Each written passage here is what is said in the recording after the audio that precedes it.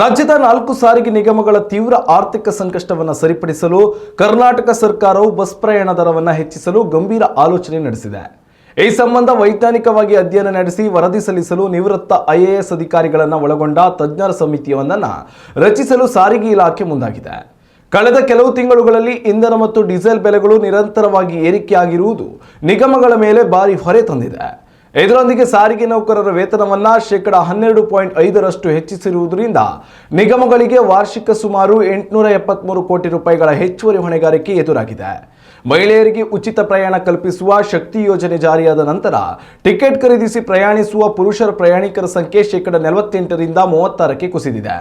ಇದು ಸಾರಿಗೆ ಸಂಸ್ಥೆಗಳ ದೈನಂದಿನ ನಗದು ಹರಿವಿನ ಮೇಲೆ ತೀವ್ರ ಪರಿಣಾಮ ಬೀರಿದೆ. ಪ್ರಸ್ತುತ ಸಲ್ಲಿಕೆಯಾಗಿರುವ ಪ್ರಸ್ತಾವನೆಗಳ ಪ್ರಕಾರ BMTC 44% ಮತ್ತು ಕರ್ನಾಟಕ ರಾಜ್ಯ ರಸ್ತೆ ಸಾರಿಗೆ ಸಂಸ್ಥೆಯು 33% ದರ ಏರಿಕೆಗೆ ಅನುಮತಿ ಕೋರಿವೆ. ಒಟ್ಟಾರೆಯಾಗಿ ಸಾರಿಗೆ ಇಲಾಖೆಯು 10ರಿಂದ 12% ಮಾರ್ಜಿನಲ್ ದರ ಪರಿಷ್ಕರಣೆ ಮಾಡಲು ಯೋಜಿಸುತ್ತಿದೆ. ಈ ವಿಷಯವನ್ನು ಈಗಾಗಲೇ ಸಚಿವ ಸಂಪುಟ ಸಭೆಯಲ್ಲಿ ಚರ್ಚಿಸಲಾಗಿದ್ದು, ಮುಖ್ಯಮಂತ್ರಿ DK ಶಿವಕುಮಾರ್ ಹಾಗೂ ಉಪಮುಖ್ಯಮಂತ್ರಿ ಡಾಕ್ಟರ್ G ಪರಮೇಶ್ವರ್ ಅವರೊಂದಿಗೆ ಅಂತಿಮ ಸುತ್ತಿನ ಮಾತುಕತೆ ನಡೆಸಿದ ಬಳಿಕ ಸಾರ್ವಜನಿಕರಿಗೆ ಹೊರೆಯಾಗದ ರೀತಿಯಲ್ಲಿ ತೀರ್ಮಾನ ಕೈಗೊಳ್ಳಲಾಗುವುದು ಎಂದು ಸಾರಿಗೆ ಸಚಿವ ಬೈರತಿ ಸುರೇಶ್ ತಿಳಿಸಿದ್ದಾರೆ. ತಜ್ಞರ ಸಮಿತಿಯು ನೀಡುವ ವರದಿಯ ಆಧಾರದ ಮೇಲೆ ಮುಂದಿನ 15 ದಿನಗಳಲ್ಲಿ ದರ ಏರಿಕೆಯ ಅಧಿಕೃತ ಪ್ರಕಟಣೆ ಹೊರಬೀಳುವ ಸಾಧ್ಯತೆ ಇದೆ.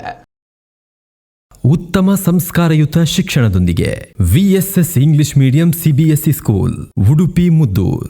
ನರ್ಸರಿಯಿಂದ 10ನೇ ತರಗತಿವರೆಗೆ ಶಿಕ್ಷಣದ ಜೊತೆಗೆ 5ರಿಂದ 10ನೇ ತರಗತಿವರೆಗಿನ ವಿದ್ಯಾರ್ಥಿನಿಯರಿಗೆ ಉತ್ತಮ ಹಾಸ್ಟೆಲ್ ಸೌಲಭ್ಯವೂ ಇದೆ. ನಿಮ್ಮ ಮಕ್ಕಳ ಪ್ರವೇಶಾತಿಗಾಗಿ ಈ ಸಂಖ್ಯೆಗೆ ಕರೆ ಮಾಡಿ.